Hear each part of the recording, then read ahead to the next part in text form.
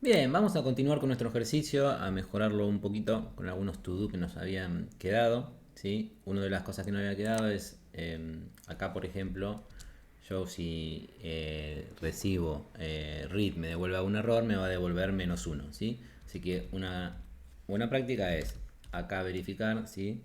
Que read no nos haya devuelto -1. Entonces comparamos y acá podemos hacer algún mensajito indicando el error, ¿sí? std error, read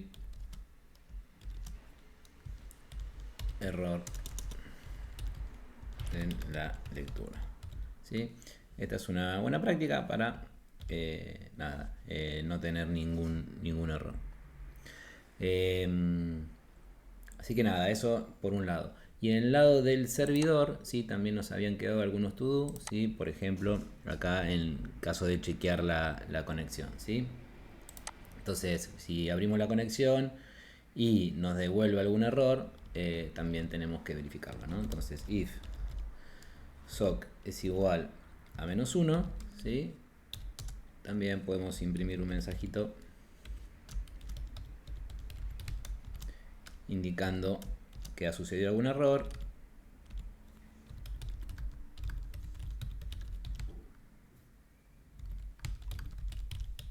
¿Sí? Y podemos terminar con algún mensaje, con algún valor de retorno negativo, ¿sí? Eh, Nada, y con write, ¿sí? Sucede lo mismo. Write podría devolvernos algún valor negativo, ¿sí? En el caso de que devuelva algún negativo, yo podría también indicarlo con algún error. Así que, nada, voy a poner acá int r igual a write. Y bueno, y acá voy a copiar esto así, lo hacemos mucho más rápido. Y chequeamos acá si R es negativo, falló la escritura, ¿sí? Acá puedo mandar otro número para indicarle al shell que hubo algún error, ¿sí? Así que bueno, ahí ya prolijamos un poquito nuestro servidor. Y la otra cosa que podemos hacer es que nuestro servidor no finalice, ¿sí? Una vez que recibe una conexión, escribe un mensaje y que termine, sino que se quede esperando nuevas conexiones. Así que lo que podemos hacer acá es hacer un while 1, ¿sí? Y que nuestro servidor nunca termine, se quede ahí esperando. Eh, y básicamente cada vez que se recibe una conexión se va a aceptar el pedido, se va a hacer asignar un socket, ¿sí? A ese socket escribo, una vez que escribí, ahí sí finalizo la conexión, ¿sí? Y mi servidor va a seguir funcionando. Así que bueno, vamos a compilarlo, tanto el cliente como el servidor, probemos que no haya ningún error. Aquí no hay ningún error. Vamos a cerrarlo. Vamos a ver, compilarlo. Vamos a ejecutarlo. Ahí está. Y ahora vamos a mandar a ejecutar el cliente. Ahí recibimos Hello World, perfecto. Y nuestro servidor debería seguir corriendo, ¿sí? Aceptando nuevas canciones. Yo podría ejecutar n cantidad de veces, ¿sí? Fíjense que el servidor sigue corriendo, ¿sí? Así que nada, esa es una forma de tener un servidor que acepte múltiples conexiones, ¿sí? La única tema acá que se van a ir ejecutando secuencialmente. Después cuando veamos la versión thread, vamos a ver una mejor forma de aprovechar el paralelismo, la concurrencia, etcétera, ¿sí? Así que bueno, esa es una forma. Otra cosa que les quería mostrar, ¿sí? Hacer solo a nivel de ejercicio, es no voy a cerrar acá la conexión, ¿sí? Voy a comentar, solamente para mostrarles algo, no con otro fin, ¿sí? Y en el cliente, acá tampoco voy a cerrar la conexión, acá voy a poner pause para que se quede esperando ahí el cliente y nunca termine, que les quiero mostrar algunos comanditos interesantes. Así que bueno, vamos a volver a compilar. Y compilamos el servidor y lo vamos a ejecutar.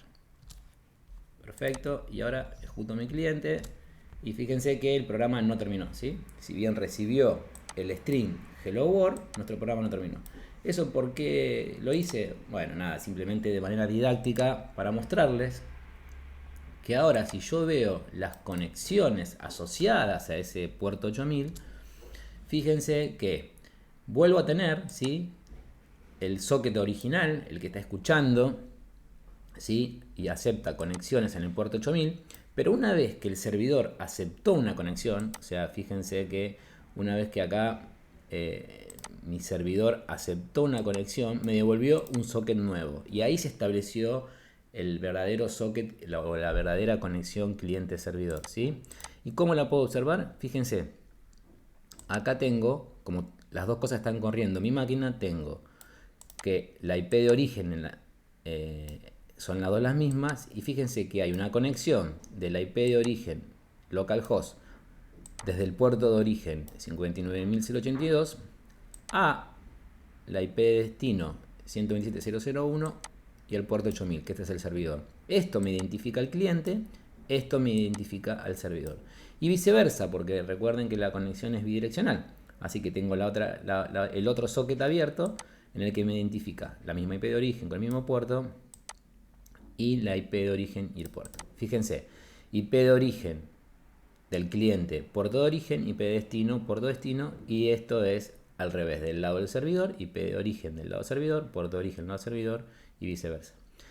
Entonces, esta es una manera de poder observar, sí, que cuando yo desarrollo un servidor, siempre voy a tener un socket principal en el que va a estar aceptando conexiones. Una vez que se aceptan, se generan los dos sockets bidireccionales, ¿sí?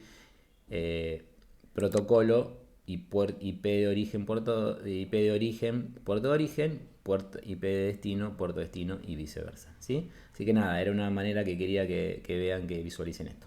Otra cosa interesante, fíjense que acá, nada, está el puerto de origen 52.082, pero nosotros nunca lo asignamos de la misma manera que lo hicimos con el servidor.